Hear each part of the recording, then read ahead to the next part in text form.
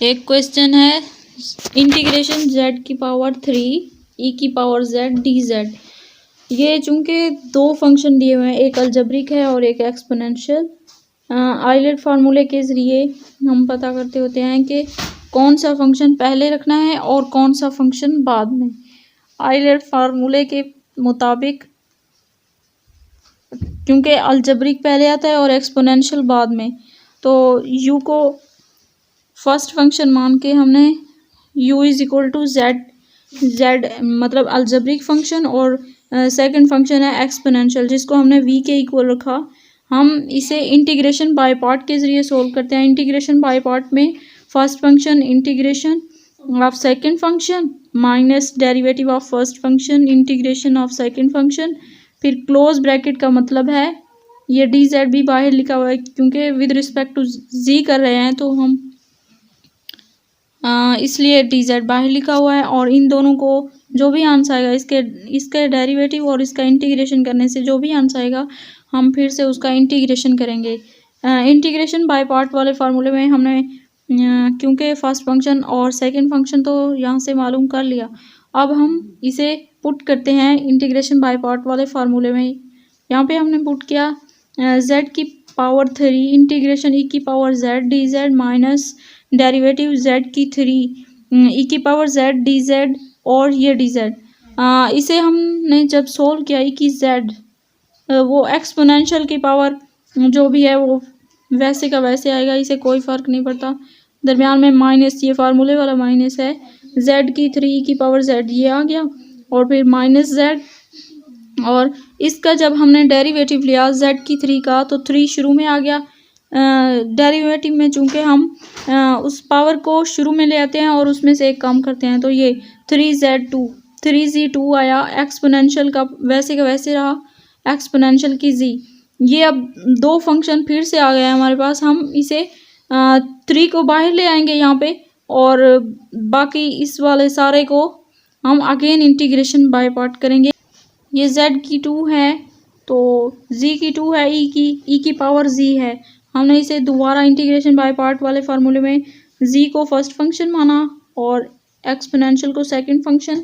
हमने integration by part वाले फार्मूले में इसे पुट किया z की पावर 2 इंटीग्रेशन e की power z D G minus D over D Z z की 2 और इंटीग्रेशन e की पावर z डी जेड और ये बाहर लिखा हुआ है क्लोज ब्रैकेट के टी जेड।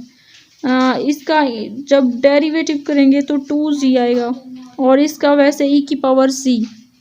इसका जब इंटीग्रेशन ख़त्म किया तो e की पावर z आया और ये इसके साथ मल्टीप्लाई हो गया। ये हमने इंटीग्रेशन बाय पार्ट में पुट करके हम इसे सोल्व करेंगे।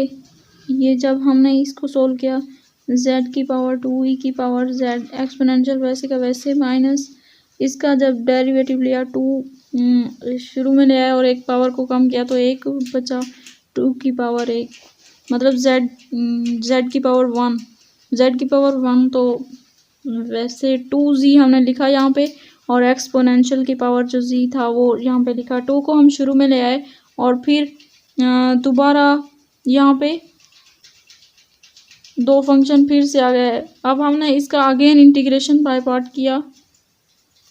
अगेन इंटीग्रेशन बाय पार्ट वाले फार्मूले में हमने पुट किया z को फर्स्ट फंक्शन और उसको z को फर्स्ट फंक्शन और e की पावर z को सेकंड फंक्शन मान के हमने z e की power z minus D over D Z z e की पावर z और डी जेड। जब हमने इसे सोल्व किया